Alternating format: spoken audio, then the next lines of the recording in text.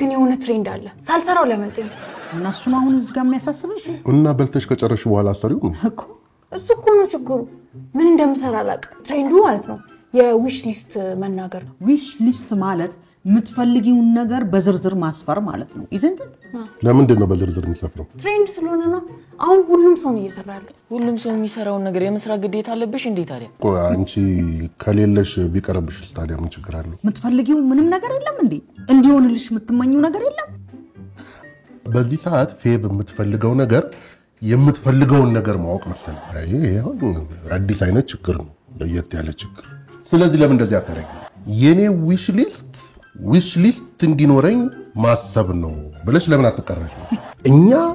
በህይወት እያለን ማሳካት የማንችለው ነገር ካለ ጽፈን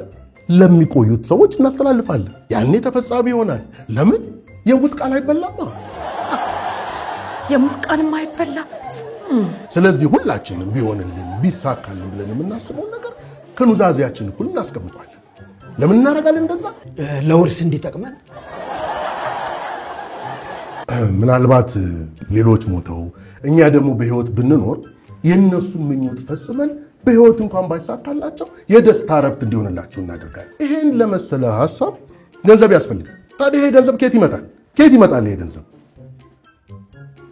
ሀብቴ እንዳትሳሳት አሁን ከሚቆርጥብን ከደሞዛችን 25% ትክክል በትክክል ሀብቴ ቀድሞ የሚገባው ነገር ነው ደስ የሚል እስቲ አንዴ ለሀብቴ እናጨብጭብ ምንም ጭብጨባ የለም